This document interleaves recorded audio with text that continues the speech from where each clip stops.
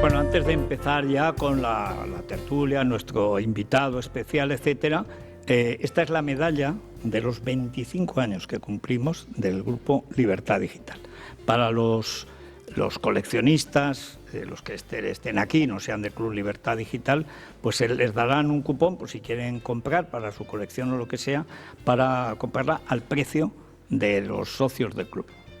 Y ustedes mismos se consiguen, si no la tienen, en el 91 316 22 42. 316 22 42 es una edición limitada y cuando se acabe, pues se acabó.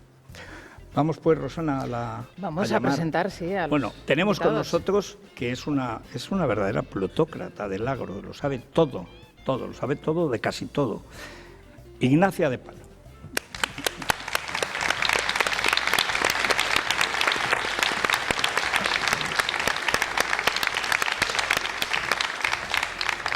Bueno, un clásico de nuestra tertulia y del periodismo español, Alejandro Vara.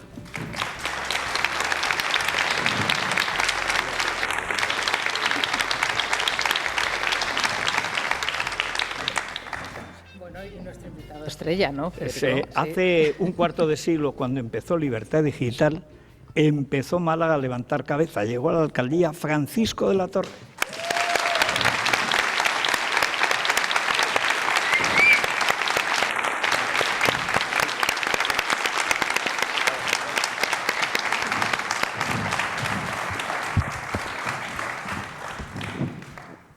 Bueno, coincidimos hace poco, don Francisco, viendo a Diana Navarro. Así es. Hija predilecta, magnífica de esta tierra. Y estaba él en el palco emocionado. Ese momento en que entra la banda de Jesús el Cautivo. Todo el mundo empieza a llorar. Dice, pues este no va a misa y tal, pero se produjo un momento de una emoción. Yo no he visto una cosa igual. Enorme. En el Teatro Real. Sí, así fue. Domingo pasado. Sí, señor. Ya casi 9 de la noche, a la hora que entra la banda del Cautivo. Se estaba recordando en ese momento para los malagueños, que fuimos de Málaga algunos, ¿no? Viaje express, ese mismo mediodía y volver al día siguiente temprano. Y los malagueños que viven en Madrid y público de Málaga, es recordar cuando Diana Navarro en el Hospital Civil, que va el traslado del cautivo, la mañana del sábado, mañana es, espero que el tiempo lo permita, y desde la iglesia de San Pablo va a la Casa Hermandad, pero pasa por el civil siempre. Hay un encuentro con los enfermos, gente civil está, el personal sanitario, que toma el relevo de los trotadores, y Diana Navarro canta una saeta desde hace años, allí siempre. Entonces, esa tradición es la que ella quiso, quizás, pienso, recordar los que organizaron el acto aquel tan hermoso de actuación y presentación o de recuerdo de los 20 años de ella, del primer disco. Estuvo muy emotivo, la verdad, todo el acto, brillantísima, Diana. Sí. Me alegro mucho verte. Hombre, claro, yo soy un fan de toda la vida. Que tú conocías. Totalmente, desde que la oí, la versión de Vino Amargo, de Farina, la única que se puede comparar. Es un hombre de cultura enciclopédica, en este caso, muy ligado a Málaga por este tema. Y además a Málaga, ¿verdad? Sí, este es un sitio. Bueno. Bueno, vamos a ver, vamos a entrar en materia. Estamos viviendo cosas tremendas, cosas que creímos que no podíamos vivir. Ahora estamos ya en el Tribunal Supremo, o sea, de ahí ya solo queda banquillo y cárcel, o absolución o cárcel. Tenemos a la señora del presidente del Gobierno contactada para conseguir un pastón, porque en total los Hidalgo se han llevado unos 1.100 millones. Pero en el caso de Europa, directamente una ayuda de 670 millones, más otras cosas, un ICO, otro crédito y tal, una pasta. Entonces, cuando usted ve que hablan con la mujer del presidente del Gobierno, porque, como dicen ellos, con ese dejo popular, ¿no?, se ha ido toda la mierda, pues mira por dónde allí, en lo orgánico, crece una planta de 670 millones de euros solo con llamar a Begoña. Hay que decir que antes, se me ha olvidado contarlo, que ella visita la sede de Globalia, después de llamarla Hidalgo nervioso, ella va 2 veces a la sede de Globalia. Cualquiera diría que a negociar a cómo está el kilo de presidente del Gobierno. Yo no recuerdo nunca, pero ni en tiempos de Felipe, que hubo grandes casos de corrupción, ni en tiempos de Zapatero, que hubo más, pero más menudeo, digamos, pero un caso en el que esté directamente implicado la familia del presidente, la señora del presidente, en otro paralelo el hermano del presidente, el ministro poderoso, todopoderoso, que presenta la moción de censura, que hace presidente al presidente. Y encima estoy indignado porque Teruel, la ciudad de los amantes, convertida en el bolquete de las putas. Paco, así no vamos a ningún lado. Es que no van a venir turistas con la buena fama que habíamos cogido. Desde la experiencia de tiempos ya de UCD, ¿cómo ve ese decurso, digamos, de los acontecimientos? ¿Usted creyó que alguna vez iba a llegar la clase política a esto? Porque yo recuerdo que en tiempos de Felipe González robaban, pero les pillaban y dimitían. Aquí no dimite nadie. ¿Esto cómo lo ve? Pues yo creo que nunca piensa uno, en aquellos años de la transición, que la democracia española, que debía de fortalecerse y prestigiarse cada vez más, llegará a casos como esto. Efectivamente, eso no solo debilita al gobierno, evidentemente, y a su imagen, sino a la del país, a la de España, que es lo que amamos todos, lo que queremos, que tengamos una imagen de un país que gobierna correctamente en todos los sentidos, que la gobernanza impregna, la buena gobernanza impregna todos los niveles de la administración, ¿no? Y ante Europa, entre el mundo, en Europa estas cosas no pasan y nosotros queremos homologarnos con Europa. Estamos homologados con nuestra Constitución y en muchas cosas homologados. Nos quedan cosas por mejorar todavía. Esto no es bueno, no es positivo, evidentemente, visto desde esa perspectiva de lo que es el interés general. Yo no entro ya en el tema de partido, evidentemente es una cuestión que debilita claramente al Partido Socialista, en mi opinión, ¿no? No sé, queda uno... en fin, impactado es la palabra, ¿no? Por ese tipo de cuestiones. Lo digo, no exagero, lo digo con palabras prudentes, pero al mismo tiempo claras, ¿no? Porque la transición uno pensaba, soñaba y trabajaba para conseguir un país homologable con Europa en todos los sentidos. Salió casi milagrosamente sin un muerto. Sí, salió muy bien, la verdad que estuvo francamente bien. Y después... bueno, pues hay cosas, has mencionado, y temas que efectivamente han podido afectar a la imagen, pero esto afecta, ¿no? El gobierno se esforzará por trabajar en temas, pero también debe estar muy absorbido por estas cuestiones y a cuestiones que son de gobierno, que espera uno respuesta en temas de movilidad, en temas de vivienda, en temas culturales como el Auditorio de Málaga, etcétera. Esperamos respuesta rápida, pues no nos viene, ¿no? Y yo lo relaciono en parte, digo, deben dedicar más tiempo a estar viendo cómo se desenvuelven en este conjunto de temas que han creado ellos mismos, a lo mejor sin darle importancia, y la tiene enorme importancia, la tiene, eso es evidente. Hay una cuestión, además, ahora que estamos en pleno lío, porque esto es un lío, esto no es una guerra de aranceles, esto es un lío del psicópata este que está en la Casa Blanca, que cada vez aprecio más a los que en su primer mandato lo sujetaron, porque desde que no tienen más que paniaguados, fieles y grupis, pues se ha vuelto loco. Ayer volvió a decir que esto está a punto de terminar, que qué bonito va a ser todo. Digo, este tío no está en sus cabales. Pero lo peor es que la gente que le gobierna, como pasa con Sánchez, nadie le dice no vayas por ahí. Ayer lo veía en la grabación, primero con el genocida Ho Chi Minh en Hanoi. ¿Qué hace esto en Hanoi? O sea, y luego, sobre todo, en Pekín, rindiendo pleitesía al mayor genocida de los tiempos modernos. Solo en campos de concentración a los uigures tenía 2 millones de tíos en campos de concentración. La China comunista, que ha restaurado el culto a Lenin, no ha amado a Lenin, y va y habla como si fuera una cuestión de promoción de su marca personal. Vamos a ver. El Estado comunista chino no permite aventuras personales, pero si ve a alguien frágil, lo tritura, lo devora. Canarias es ahora el blanco, digamos, de apetencia de China. Y me choca, luego vamos a ver si lo escuchamos, que nadie le pregunta, porque China sí ha invertido 10.000 millones en Canarias y quiere que sea su plataforma del Sahel, que se ha quedado con África, para Europa e Iberoamérica, donde tiene ya también muchos negocios de tierras raras.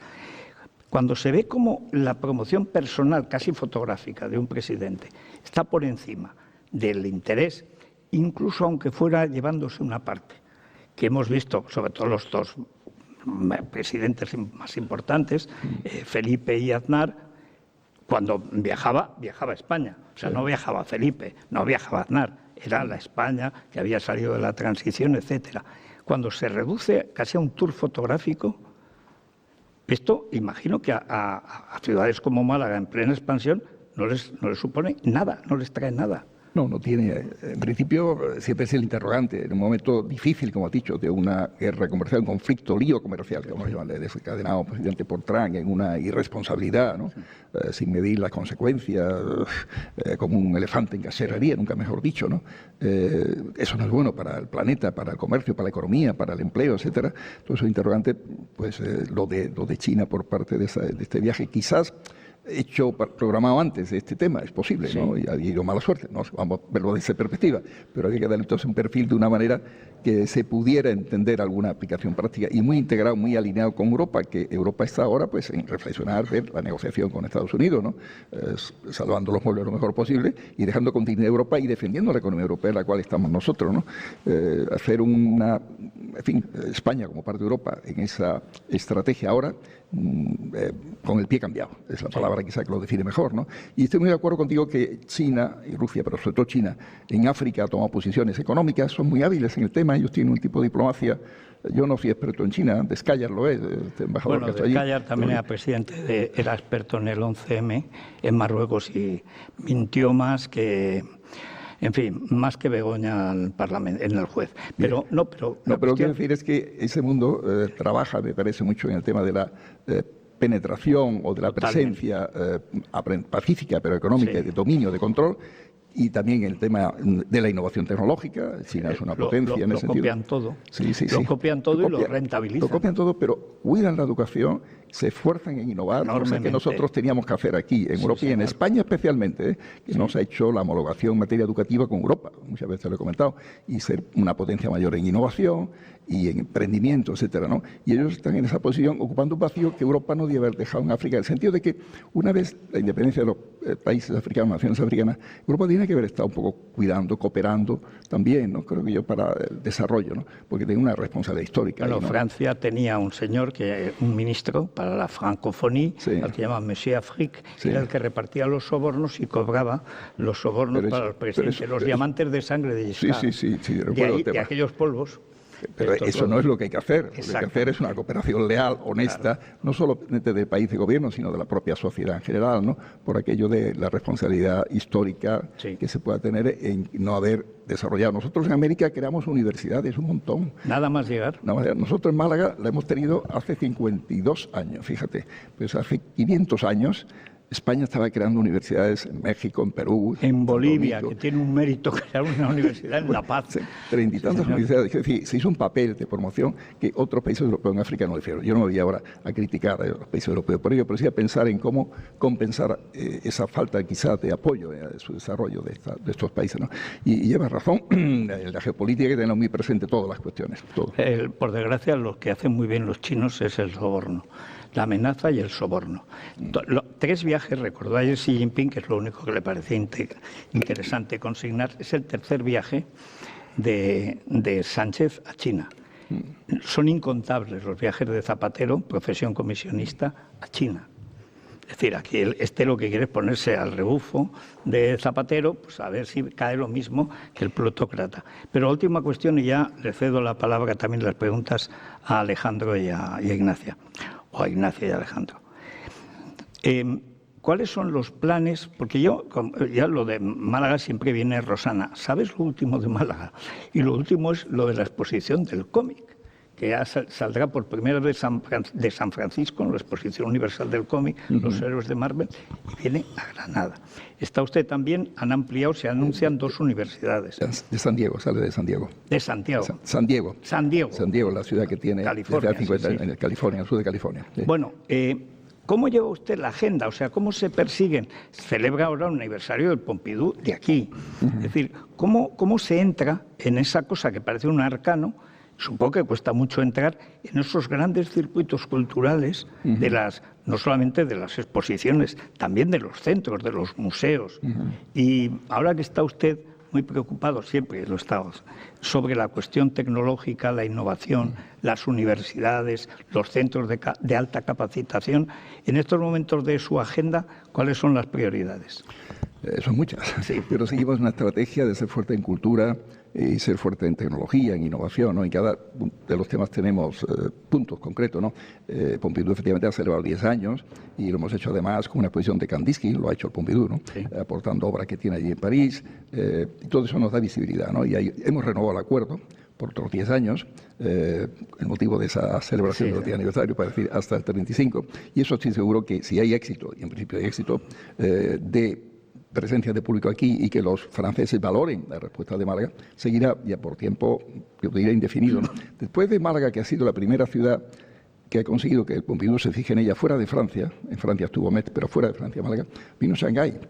Sí, una gran ciudad china, digámoslo de China, pues una gran ciudad. Yo la conocí en tiempos de Mao. Ya, no había coches. Ya, pues hoy parece que tampoco. Y metro. Y las casas tenían un piso y a veces dos. Pues ahí rascacielos grandes. Quiero decir que es una evolución que ha tenido China, con todos las pegas que podamos decir, pero el esfuerzo y el impulso económico de China está ahí, ¿no? Y después de Shanghái, Bruselas, la capital de Europa, en esa lista de ciudades, ¿no? Bueno, estamos contentos de haber sido pioneros en esa materia y venir siendo copiados por ciudades tan significativas, ¿no? Y podría mencionar en el plano cultural más proyectos. El auditorio es uno de ellos, que es una asignatura pendiente de la ciudad. Urtasun no le hace caso. No me hace mucho, hasta ahora. Sí, pero no le gustan los toros, no le gusta España, no le va a gustar Málaga, claro. Bueno, no sé, yo espero de otra forma que le manda una carta con propuestas flexibles de aportación del gobierno y tal, del ministerio, podamos avanzar, porque tengo que buscar colaboración privada, que espero encontrarla también, para un proyecto de más de 210 millones de euros, pero va a ser una maravilla, en todos los sentidos, arquitectónicamente bien desarrollado, ¿no? En materia tecnológica hay grandes temas ahora. O sea, AIMEC, que es un instituto, centro interuniversitario de Lovaina, sobre microelectrónica, que en 40 años ha conseguido ser una potencia mundial, con miles de especialistas, funcionarios, empleados, son efectivamente eficaces. En materia de microelectrónica, que por ejemplo es el gran desafío que ha habido en estos años, que faltaban los chips para los coches, etc. Sí, señor, conseguir... que están en China y en Taiwán, en la otra China. Sí, Taiwán es la gran potencia en este tema, ¿no? Señor. Pues conseguir que tenga una delegación fuera de Lovaina, la primera, aquí también, en Málaga, ha sido un gran éxito, que tiene que ver con dos cuestiones. Por un lado, la Fundación Innova, que se crea en Málaga en el año 22, que es mayoría privada, en público-privada, y eso le da una agilidad grande. Contrató a un experto de origen argentino, trabajaba en el Silicon Valley, en California, Mario Nevirovsky, que tiene contacto, conoce gente de allí de Lovaina, de este instituto, ligado a una universidad aparentemente modesta, pero ha sido muy potente. ¿Sabe quién me habló de Lovaina? Yo soy Johnny Maz, que él es químico de profesión, también trabajó en una universidad francesa, luego se echó a perder un rato en la política y ahora está en Repsol y tal. Él me habló. Y contaba, porque él había una universidad, no era Burdeos, pero por ahí, pues Montpellier o algo parecido. Y me habló de Lovaina. Y dice, fíjate, al final, debe ser que tenía un alcalde de 25 años, de una pequeña ciudad que tiene las cosas claras, al final, en la burocracia europea ganas. Sí, pero ha habido varios temas. Ellos conocen Málaga a partir de este contacto. Elio Fernández, que es malagueño, trabaja allí, también facilita que piensen en Málaga. Se habla de ello. Y luego se ha alineado la cuestión de los fondos Next Generation y el deseo de Europa de mover estos temas. Y ofrecer apoyos económicos para los proyectos que tengan interés. Este proyecto, entonces, acogido y también impulsado desde el Gobierno de España, Gobierno andaluz, y nosotros, pues el que va viendo la luz, ¿no? Y ahora se está haciendo el proyecto, hay una parcela del parque tecnológico de unos 50.000 metros cuadrados, es una inversión de unos 300, 400 millones de euros. Está ahora haciéndose y se verá con precisión. Ahora, la inversión que es algo menos, un poquito menos, 400 especialistas tendremos en Málaga en esta materia. 400 especialistas, ese tema. Son 400 en Bruselas son 5 o 6.000 los que hay ahora mismo trabajando, una proyección muy grande, ¿no? Y la relación luego del mundo empresarial con este tipo de investigación e innovación es muy grande, que crea un ecosistema en un sector de las tecnologías avanzadas que en Málaga nos importa mucho, y para España también, evidentemente, para Andalucía y para España, ¿no?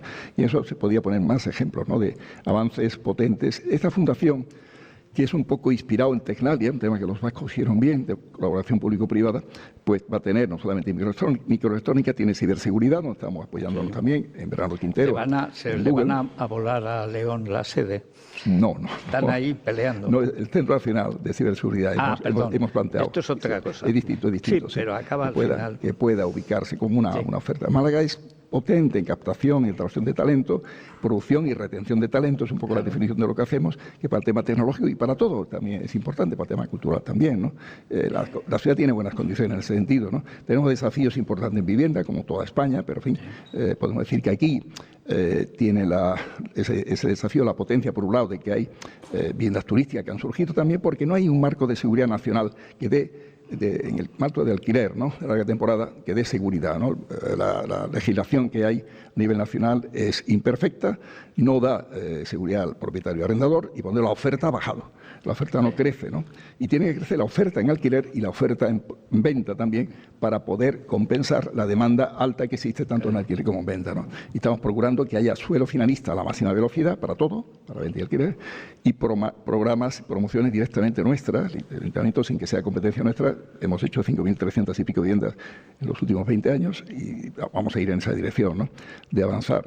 Y hay también fondos europeos posibles. Ahora mismo, de hecho, hay 1.000 viviendas haciéndose en sus techos, en un bosque de grúas, en alguna medida, donde hay ya fondos que son 50.000 euros por vivienda que se alquile durante 75 años, un alquiler moderado, ¿no? 500, 600 euros, ¿no? Queremos tener más suelo finalista para hacer cosas parecidas, más VPO que los promotores privados. Hemos conseguido que se interesen por Málaga, igual que se puede interesar por otras zonas de España para hacerlas. Hemos puesto suelo en venta para VPO, 1.168 viviendas, que pueden ser 1.300, 1.400, con un cambio legislativo que ha hecho el gobierno andaluz que premia al que hace VPO con un Pero eso me más. sorprendió. Digo, hombre, alguien que está a favor de que haya viviendas, en lugar de atacar a los propietarios. Sí, evidentemente. Ahí ha habido pues un decreto interesante que nosotros hemos acogido a él rápidamente para poder promover más, para poder hacer también viviendas rápidamente sobre suelo de equipamiento, suelo dotacional que no sea necesario para educación, para salud, que puede estar en el sentido disponible para temas de vivienda, en precio aún más barato, poniéndolo a precio cero. Es una experiencia que todavía no la muy novedosa, ¿no? Que el marco legal no lo permite ahora hacerlo por parte del gobierno andaluz, y en esa dirección vamos a seguir trabajando, y esperemos que el gobierno de España se ocupe de hacer ese marco global de relación con todas las comunidades autónomas para un desafío en viviendas que es general, ¿no? En toda España se hacen menos viviendas que en los hogares que se construyen. Como viene de Cataluña, donde Barcelona ha perdido el 75% de las viviendas de alquiler, cada vez que apoyan al Ocupa, pues hay un 10% más que decide romper el lavabo y el inodoro y cerrar la casa, para que no se la puedan ocupar. A ver, y luego políticas completamente absurdas, como el hecho de que en toda nueva promoción de vivienda en Barcelona hay que dejar un 30% para vivienda de protección oficial. Y no puedes acumular esa vivienda de protección oficial, el promotor no puede ir al ayuntamiento y decir, mire, en mi 30% lo voy a acumular con este otro edificio y le hago a ustedes un edificio en tal parte. No. Entonces, ¿qué pasa? Que si los promotores compran un solar en una zona buena de expansión, tienen que dejar un 30% para vivienda de protección oficial, habiendo comprado el suelo a precio caro, con lo cual jamás va a funcionar. ¿Qué pasa? Que tenían previsto 27.000 pisos en los últimos años y han conseguido 27. O sea, es un desastre. Pero bueno, yo le quería hablar, le he estado escuchando con mucha atención, don Francisco, que en una ciudad como Málaga no hemos hablado de turismo, porque han ustedes dado que es una ciudad eminentemente, perfectamente turística, y han dado la vuelta a eso y hablan de muchas otras cosas. Pero yo, que ayer dimos un paseo por el centro y vengo de Barcelona, que es una ciudad equiparable en muchos sentidos, mediterránea también, con una belleza monumental parecido. Ustedes tienen el turismo que Barcelona ha perdido y que les gustaría tener, ¿no? O sea, lo que vimos en el centro fue familias extranjeras, se veía claramente, familias extranjeras, personas como de clase media que entraban en las iglesias a ver los preparativos de la Semana Santa, gente de la que a las ciudades les gusta tener, porque es el turista bueno, que no son despedidas de soltero, que no tengo nada en contra, pero familias, gente que conviene. Pero yo lo que vengo a decir es, ahora mismo, con el turismo en el mayor imán turístico del mundo, que es en Estados Unidos, ya ha bajado un 10%. La tasa turística en este último mes ha bajado un 10% porque hay mucha inseguridad en los demás países a la hora de entrar en Estados Unidos. Hay mucha, no se sabe si te van a dejar entrar, si te van a meter en la cárcel, como ha habido casos. Se está recomendado en periódicos que una buena medida para entrar en Estados Unidos por el aeropuerto es llevar el teléfono sin pila. Y borrar todos los mensajes. Claro, porque te piden la contraseña y tienen derecho a mirarlo. Bueno, total. Y en el propio Washington Post decía que todo ese turismo que no está yendo a Estados Unidos, el destino natural era España, Italia y Francia. Gente que, claro, ¿dónde va a ir? Gente de nivel adquisitivo, ¿dónde vas? Pues vienes aquí. ¿Ustedes esto lo están viendo venir? Estamos tratando de estar con buenas conexiones aéreas con Estados Unidos, ¿no? Hemos recuperado una que se perdió la etapa del COVID con Nueva York, Newark, el aeropuerto de Newark, United Airlines, y tratamos de que esa conexión, que no ha ido a más meses en el año por falta de aviones de ellos, porque las compañías aéreas también han tenido después del COVID una cierta expansión de demanda y quizás no habían hecho una política de compras por la situación del COVID también suficiente de previsión, o también que las propias fábricas de aviones tardan en hacerlo, ¿no? La producción de aviones no es inmediata como hacer una camisa, ¿no?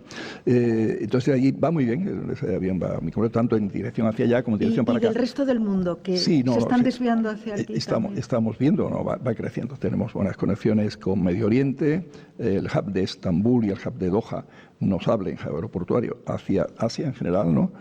Tratamos de tener líneas directas con China, inclusive Japón y tal, lo hacemos a través de Madrid. Pero bien, el turismo oriental, Corea, etcétera, inclusive en India, y Atralis les ha hecho una promoción muy inteligente y muy barata de turismo y deporte, que es a la selección española de hockey sobre hierba, que es buena. La hemos patrocinado, no ha sido un costo alto, y ellos sabíamos que los partidos que iban a hacer esa selección en la India, que es un país con una afición a hockey de hierba brutal, llevada por los ingleses, evidentemente, y en Australia también tiene esa gran afición, es un país muy deportista, ¿no? Pues ha tenido una difusión muy buena, ¿no? Está captando un turismo lejano que simplemente por ser lejano ya es de alto poder adquisitivo, porque si haces un viaje largo demuestra ya tiene una capacidad, ¿no? También de gasto. Nos importa crecer en calidad y no en cantidad, lo que estamos haciendo, ¿no? Y pedimos y buscamos que haya más hoteles de 5 estrellas, han creado en Málaga algunos, porque es una garantía de que viene un turismo de calidad en ese sentido, ¿no?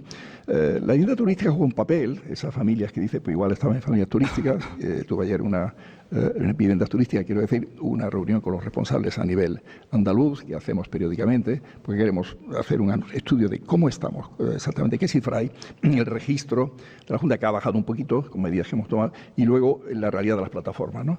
Para hacer una cosa equilibrada, ¿no? O sea, nuestra posición es los hoteles, mientras más calidad, más alegría en que venga.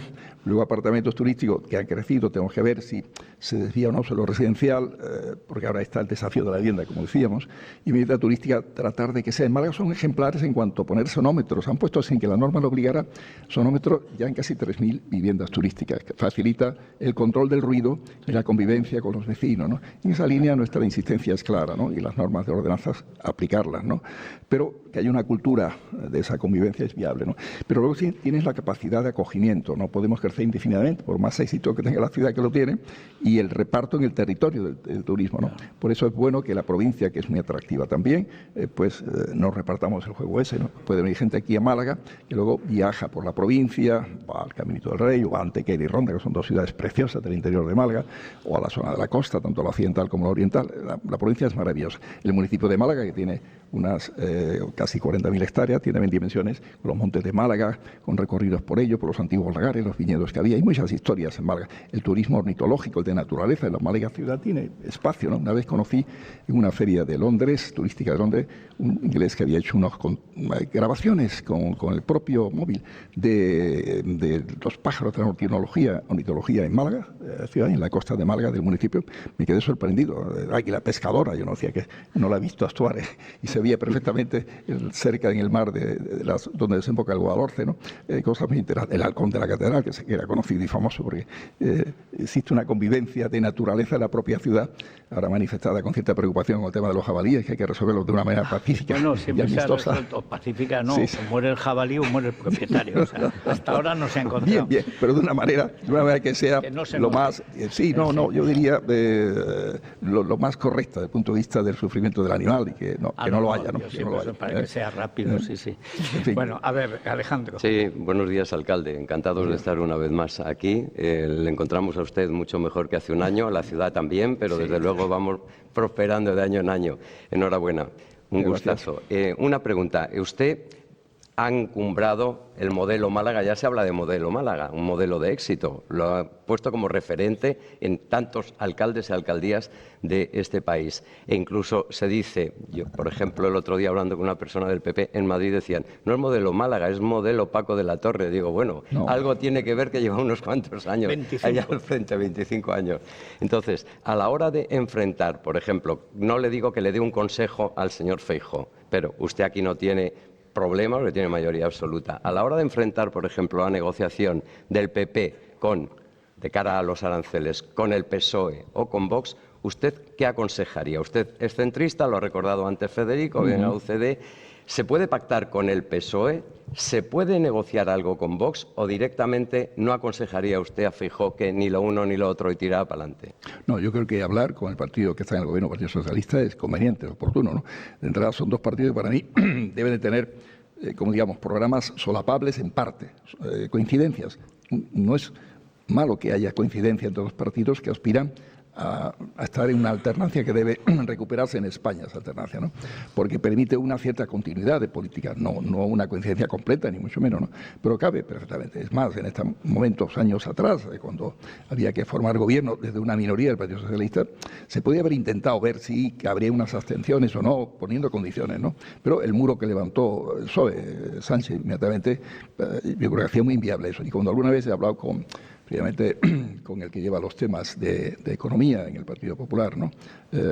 Juan Bravo, porque era consejero de Economía aquí en Andalucía, sobre tema para presupuestos y tal. Dice, pues es que no nos piden nada, o sea, que esperaba que hubiera, y que notaba como una especie de alejamiento, ¿no? Porque quizás la manera de permanecer en el poder del Partido Socialista es pactar siempre con aquellos que la uparon al poder y al precio que sea, el acuerdo con Junts, el acuerdo con Bildu, con quien fuere, ¿no? En definitiva. Y eso no es bueno para este país, evidentemente, ¿no?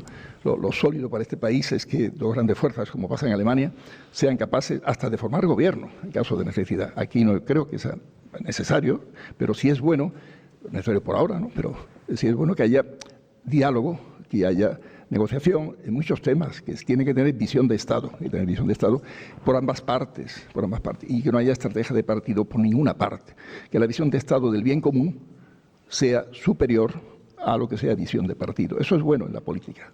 Los municipios en España además sí que tienen esa tradición. España es una democracia municipal, que algunos lo decían como democracia frailuna, democracia rural. No, es que es la democracia popular en España, siempre fue con las cartas pueblas de los municipios durante muchos siglos, y eso la gente lo entiende. Que el que no sea de partido, por ejemplo, es lo que hace que los pueblos franceses sean tan bonitos. Los alcaldes no son de partido.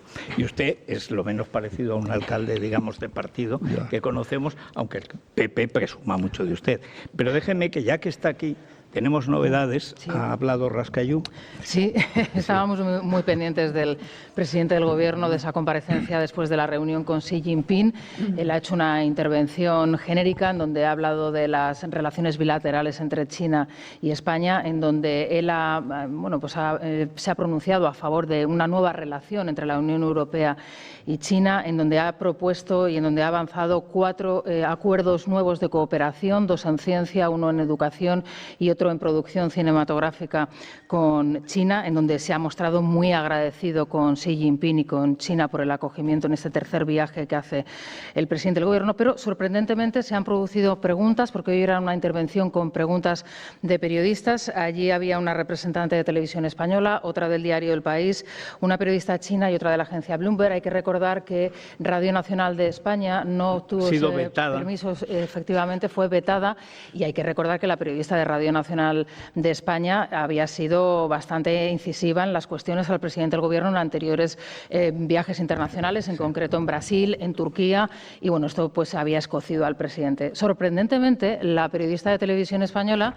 le ha preguntado por el informe de la UCO y por el papel de Begoña Gómez en ese contexto de Europa y negociaciones con Global Air Europa para el rescate. Vamos a escuchar, si les parece, esa pregunta y la respuesta del presidente del Gobierno. Esta semana hemos conocido un informe de la UCO. La pregunta es, presidente, si su mujer participó o hizo alguna gestión para el rescate de Air Europa. Gracias. Bueno, muchas gracias. Respecto a la última pregunta, he respondido en muchas ocasiones. No, en absoluto.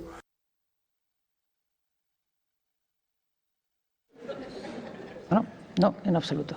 Bueno, vamos a ver, esto se ha publicado, puedes decir, miente la Guardia Civil, mi mujer me engaña, yo engaño a mi mujer, puedes decir algo, pero que no puedes decir, no, en absoluto que no cambia el tiempo, China es buena, no, Taiwán es mejor, o sea, pero se ha acostumbrado a esta cosa campanuda de hacer política que, ¿sabe lo que me ha recordado don Francisco? Cuando pillan los casos de Juan Guerra y dice, tiene que dimitir el vicepresidente del gobierno, porque claro, tener al hermano cobrando previo cafelito una coima por hacerle una gestión en la Junta de Andalucía, que estaba al lado, donde tenía el tal, pues tiene que dimitir. Y sale Felipe González y dice, si siguen por ahí tendrán 2 por el precio de 1. Por supuesto, el 1 cayó una semana después.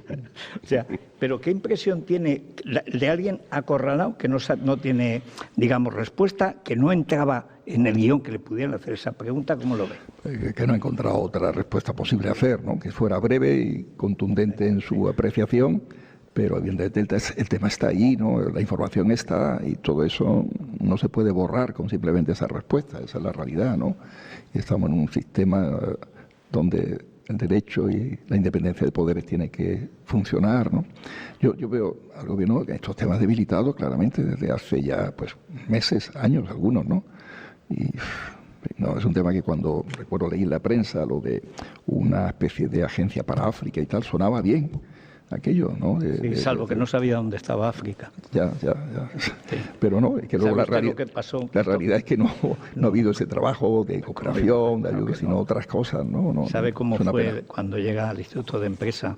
Había de por medio la recalificación de un edificio de la SEPI en el centro de Madrid y tal, y entonces pues la nombran para esta cosa del Africa Center, cuyo primer dinero pone Europa, precisamente.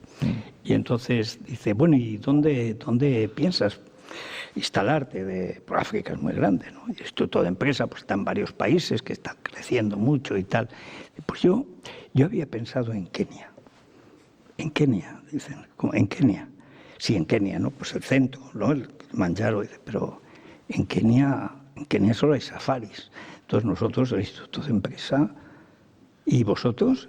Hombre, habíamos pensado pues en Nigeria, más de 100 millones de habitantes, tanto.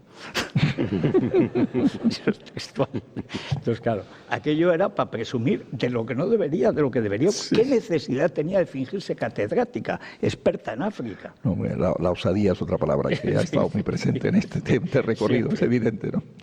Bueno, Francisco, muchísimas gracias, como siempre, por tener la ciudad como la tiene. No sé yo si estaré otros 25 años más, pero 8 o 10 años estaremos todavía. O sea que tendremos ocasión. Tú estarás, pero en mi caso no. Hombre, no. Yo estaré en mi cumplimiento de esta corporación, de este mandato, y luego llegará el momento de decidir. Recuerdo cuando su mujer nos dice, antes se retirará Málaga que Paco. No, pero lo decía críticamente hacia mí. Sí, claro, no, lo decía como dice, no, me voy a ir. Decía, antes se retirará Málaga que Paco. No es muy partidaria, ¿no? De que sí. Ahí debe depender de muchos factores. Primero, si se nota el afecto, creo que sí, que existe, que si tengo proyectos, claro. Que hay muchos proyectos, no menciona más que una parte pequeña de ellos, ¿no? Hay muchas cuestiones a impulsar y a realizar, ¿no? Y luego tengo la fuerza, la capacidad de desarrollarlo, ¿no? Y eso tengo que hacer un poco más de deporte, eso es cierto, ¿no? Tampoco se pase, ¿eh? Miren los de la media maratón. O sea, no. El alcalde es más de natación. Lo justo es más de natación. Pero ahora, sí, pero no es el momento. Ahora estoy en la tarea, los desafíos que he comentado, la estrategia y la respuesta al tema de la vivienda, que evidentemente nos preocupa, a los que podamos, de alguna forma, con la mejor gobernanza posible, dar respuesta a ello, ¿no? Ya llegará el momento, pero estos años que planteas tú, en absoluto. Te agradezco tu amistad, tu cariño con Málaga, vuestra presencia aquí. Espero que el tiempo acompañe en estos días previos a Semana Santa y luego la Semana Santa también. Y en cualquier caso, en Málaga, si no el tiempo no acompaña cuando vive, las casas de hermandades tienen un tamaño importante, porque los tronos son grandes, y se convierten entonces en el lugar donde la gente va a ver el trono, a acompañar un poco a los hermanos que están, cofrades, ¿no? Sí. Tan tristes, porque la gente llora, no te puedes imaginar, Federico, claro. La emoción de no poder salir, la decepción y tal, ¿no? Y al mismo tiempo ves ves, haces turismo con comillas para los que no sean todavía, digamos, muy implicados en el tema propiamente cofrade. Tenemos esa alternativa, lo digo porque nadie frene su venida a Málaga, aunque ahora mismo decían hace unos días que ya costaban 100 euros en esa competencia, digamos, de demanda sobre la oferta, a pesar de las varias compañías que hay ahora, ¿no? Que significa que hay mucho interés en venir en Semana Santa a nuestra ciudad buscando pues el conjunto de oferta que hay, y luego la amabilidad y hospitalidad de los malagueños, que es extraordinaria. Es el gran activo que tiene a Málaga, la gente de Málaga. Bueno, muchas gracias. Un placer.